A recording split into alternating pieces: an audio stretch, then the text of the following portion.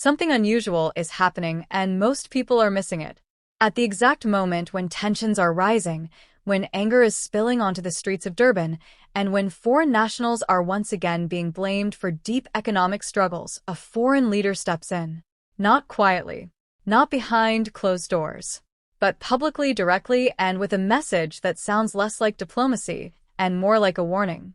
John Dramani Mahama has just reminded South Africans of something many would rather not revisit: history, solidarity, and the uncomfortable truth about who stood with South Africa during its darkest days. But why now? Why speak at the peak of unrest?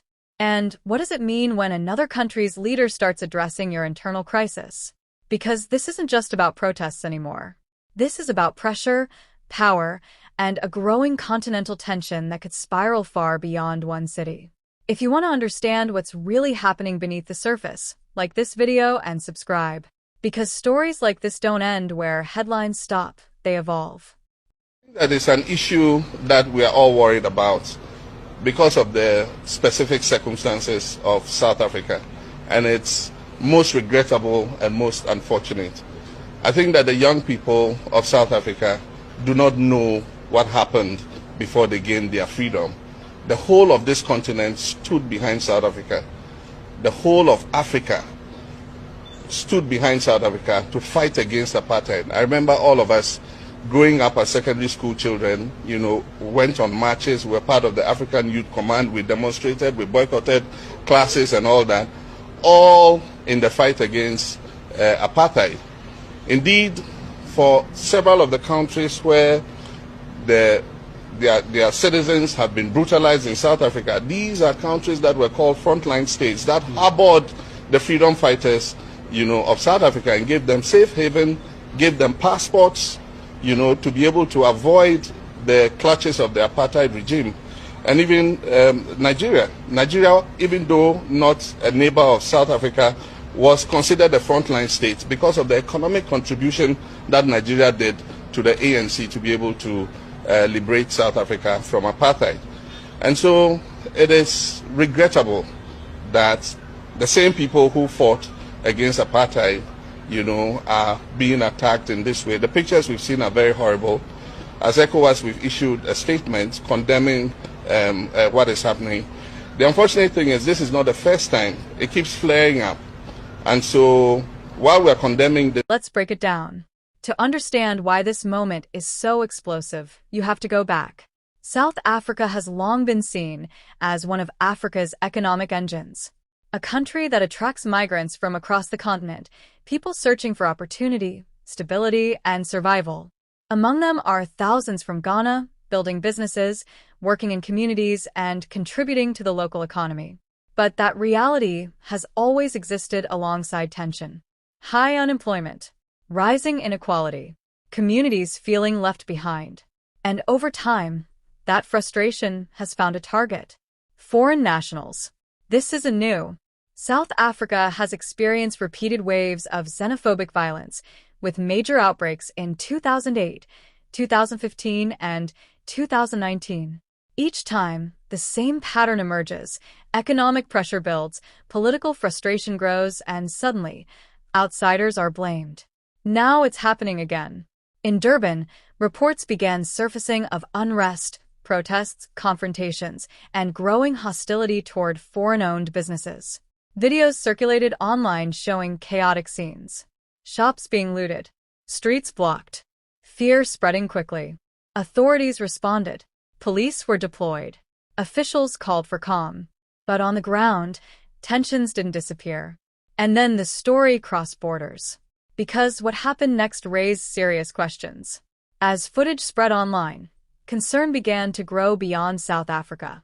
Citizens from other African countries, especially Ghana, started asking whether their people were safe. Calls for action grew louder. And that's when John Mahama stepped in. His message wasn't vague. It wasn't hidden behind diplomatic language. It was clear. A reminder that African unity is not just a slogan. A reminder that during apartheid, countries like Ghana stood with South Africa, supported it, defended it, and sacrificed for it. But here's where things get disturbing, because this wasn't just a message of unity. It was a message delivered at a very specific time in a very specific way. Publicly. Directly to South Africans. So the question is, was this about protection or pressure? To answer that, we need to look at the timeline more closely. The unrest in Durban didn't start overnight. Tensions had been building for weeks, even months. Economic frustration was already high. Communities were already struggling. Then came localized protests, initially about service delivery, jobs, and living conditions. But as often happens, the narrative shifted. Foreign nationals became the focus. Accusations spread, claims that foreigners were taking jobs, dominating small businesses, and benefiting while locals suffered. Whether those claims were accurate or not didn't matter.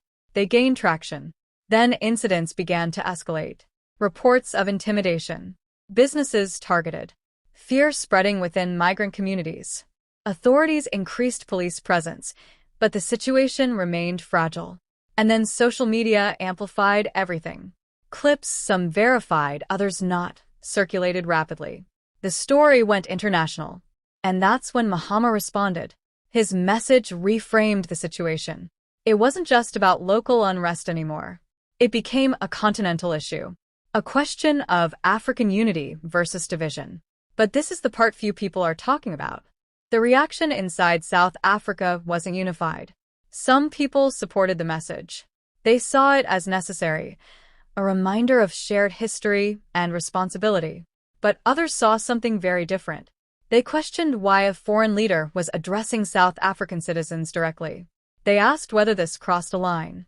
And more importantly, whether it could make tensions worse. Because timing matters. And in moments of high emotion, even well-intentioned messages can be interpreted as interference. So now we have two narratives colliding. One says this is about protecting African unity. The other says this is about respecting national sovereignty. And neither side is backing down. But here's where things become even more complicated. South Africa itself is under pressure. Unemployment remains one of the highest in the world. The cost of living continues to rise. And many citizens feel that leadership has failed to deliver meaningful change. In that environment, frustration doesn't just disappear. It looks for direction, and often it looks outward. Foreign nationals become visible targets in an invisible crisis. But when another country steps in, it changes the dynamics. Now it's no longer just internal frustration. It becomes a diplomatic issue, a regional concern, and potentially a political flashpoint. So, what are the real implications here? Socially, this deepens divisions. Communities that once coexisted begin to distrust each other. Fear replaces cooperation. And once that shift happens, it's difficult to reverse. Economically, the impact is immediate. Small businesses are disrupted. Trade networks are affected. And instability creates uncertainty, something investors and entrepreneurs avoid. Politically, the pressure intensifies. South African leaders now face not only domestic criticism but international scrutiny. And how they respond could shape future relations across the continent. But perhaps the most significant impact is psychological, because narratives matter. And once people begin to see each other as competitors instead of collaborators, the consequences can last for years. Now, public reaction has been intense. On social media, debates have exploded. Some South Africans are asking tough questions about inequality, governance, and accountability. Others are rejecting external criticism, arguing that the country must solve its own problems without outside influence. Across Africa, opinions are also divided. Some support Mahama's stance, seeing it as necessary leadership. Others believe the situation required quiet diplomacy, not public messaging. Meanwhile, the media continues to amplify every angle. Some outlets frame this as a powerful reminder of unity. Others describe it as a diplomatic misstep. But what's clear is this: people are paying attention. And that brings us to what happens next. Because this story is far from over. Authorities in South Africa are continuing to monitor the situation in Durban. Security presence remains high, and efforts to stabilize communities are ongoing. Behind the scenes, diplomatic conversations may already be happening. Quiet discussions aimed at preventing escalation. Because once tensions cross borders, the stakes rise quickly. There could also be further investigations into the unrest itself. What triggered it? Who was involved? And whether underlying issues are being addressed or ignored. But here's the bigger question. Will this moment lead to real change? Will it force deeper conversations about inequality, migration, and governance? Or will it follow the same pattern as before: tension, reaction, and then silence? Because history suggests that without action, the cycle repeats. And each time, it becomes harder to break. So we're left at a crossroads. A moment where words have been spoken, but actions have yet to fully follow. And in moments like this, the direction taken next matters more than anything that's already been said. Because this isn't just about Durban. It's not just about South Africa. It's about the future of African unity in a time of growing pressure. So now the question shifts to you.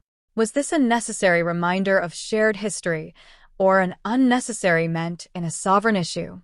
Should African leaders speak out like this when tensions rise, or stay behind closed doors? And most importantly, what does this moment reveal about where Africa stands today?